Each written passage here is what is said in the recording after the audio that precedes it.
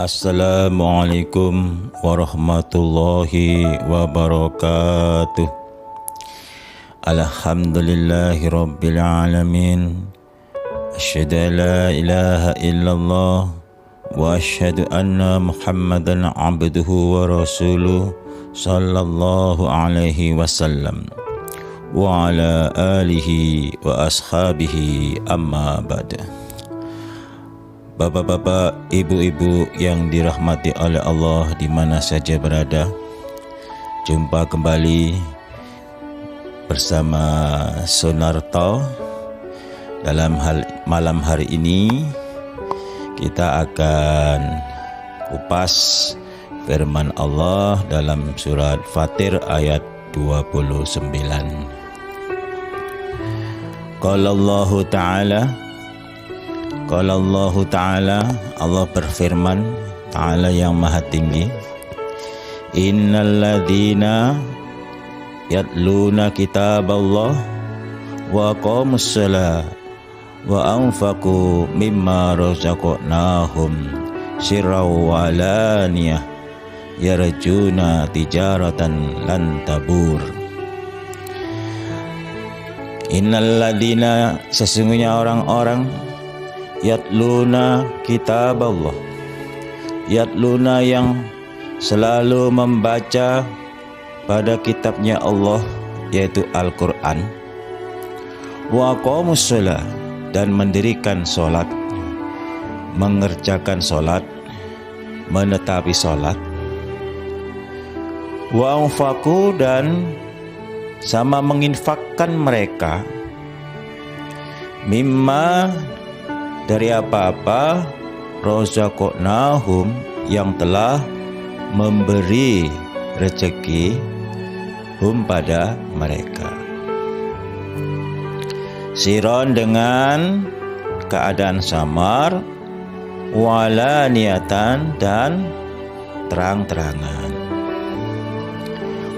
Yarjuna, berharap mereka orang-orang yang selalu membaca kitabnya Allah, yaitu Al-Quran, dan juga mereka orang-orang yang selalu mengerjakan sholat, menetapi sholat, mendirikan sholat, dan mereka orang-orang yang selalu menginfakkan sebagian dari rezeki yang telah Allah berikan kepada mereka, baik menginfakkan dengan keadaan samar, dilakukan dengan samar, maupun dilakukan dengan terang-terangan. Mereka berharap tijaratan, dagangan, lan taburo, yang tidak rugi. Dagangan yang tidak rugi itu adalah surga. Jadi Bapak Ibu sekalian, sebaik-baiknya kita berdagang, sebaik-baiknya jual beli, itu adalah jual beli dengan Allah. Allah memberikan derajat yang tinggi berupa surga apabila kita mau menerima dagangannya Allah. Termasuk orang-orang beriman itu berdagang dengan Allah. Berdagang dengan Allah dengan cara membaca Al-Quran. Setiap hari selalu membaca Al-Quran. Membaca Al-Quran disertai dengan berusaha untuk mengkaji kandungan-kandungan yang terdapat dalam Al-Quran. Tidak hanya membaca saja, tapi juga mau mengamalkan isi kandungan yang ada dalam Al-Quran. Setelah dikaji, tahu perintah, dikerjakan dengan sepol kemampuan.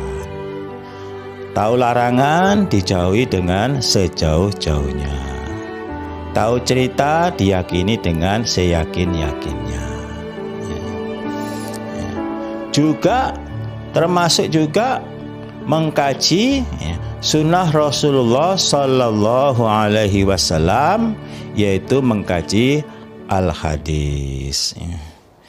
Di situ kita akan lebih jelas lagi di dalam praktek detail ibadah yang dikehendaki oleh Rasulullah Sallallahu Alaihi Wasallam, yang langsung dicontohkan oleh Nabi kita, Nabi Muhammad Rasulullah Sallallahu Alaihi Wasallam. Nah, secara detailnya itu di dalam hadis Nabi, cerita-cerita, kisah-kisah tentang ibadahnya Nabi. Bagaimana Nabi caranya sholat, bagaimana caranya berwudu, bagaimana caranya menunaikan zakat, bagaimana caranya memandikan jenazah, bagaimana caranya sholat duha, bagaimana caranya sholat tahajud, bagaimana caranya sholat idul adha, sholat idul fitri, bagaimana caranya sholat rawatib. Ini Bapak Ibu sekalian, penjelasannya ada di dalam al-hadis, hadis Nabi. Hadis Nabi yang sudah termasyhur, yang sudah sahih, yang sudah tidak perlu diragukan lagi, dan yang sudah diakui oleh umat muslim seluruh dunia adalah yang diriwayatkan oleh Sahih Bukhari. Ada lagi Sahih Muslim, ada lagi Sunan Nabi Daud, ada lagi hadis Nabi yang namanya Sunan Nasai, ada lagi yang namanya Sunan Tirmidzi, ada lagi namanya hadis Ibnu Majah, hadis 6, Kutubus Sittah, kitab 6. Ini Bapak Ibu sekalian, di situ akan dijelaskan secara detail. Ini kita nggak perlu ragu-ragu lagi di dalam kita beribadah, manakala ibadah kita didasari kitabillah, kitabnya Allah, yaitu Al-Quran, wa sunnati Nabi, dan sunnahnya Nabi, yaitu al-hadis. Kenapa? Karena ilmunya Nabi, kisah-kisahnya Nabi itu melalui malaikat Jibril, melalui wahyu dari Allah kepada Nabi dilewatkan oleh malaikat Jibril.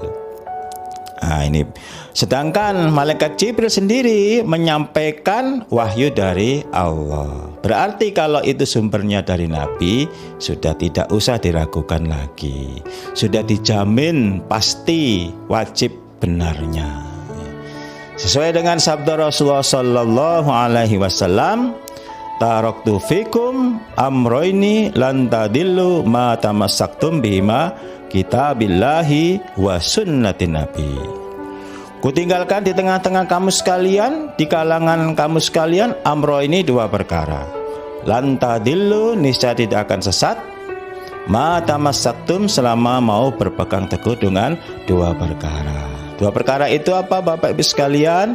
Yaitu kitabillah, kitabnya Allah, yaitu Al-Quran, wa sunnati Nabi, dan sunnahnya Nabi Sallallahu Alaihi Wasallam, yaitu al-hadis. Jadi sudah pasti benarnya, tidak usah diragukan lagi. Dalikal kitabu la raiba fi. Demikian itu kitab Al-Quran dan al-hadis, la raiba fi, jangan diragukan atau tidak ada ragu-ragu. Sebab dalam kitab hudan, jadi petunjuk, lil muttaqin, bagi orang yang bertakwa. Jadi Al-Quran dan al-hadis itu adalah induknya ilmu. Induknya ilmu itu adalah Al-Quran dan al-hadis. Ilmu yang tertinggi di dunia adalah ilmu dalam Al-Quran dan al-hadis. Karena di situ tidak hanya membahas masalah dunia, tapi juga membahas masalah akhirat. Kalau ilmu dunia hanya membahas masalah dunia, Tapi kalau ilmu Al-Quran dan Al-Hadis itu membahas tentang bagaimana kita hidup di dunia, bagaimana kita bisa sukses dalam dunia, bagaimana kita bisa hidup bahagia di akhirat, bagaimana kita selamat dari azab Allah, siksa Allah, murka Allah. Jadi Bapak Ibu sekalian, beruntunglah bagi orang yang sudah mendapatkan hidayah. Hidayah, petunjuk bukan sembarang petunjuk, tapi petunjuk dari Allah dan Rasulullah Sallallahu Alaihi Wasallam yang ada dalam kitab sucinya, yaitu Al-Quran dan Al-Hadis.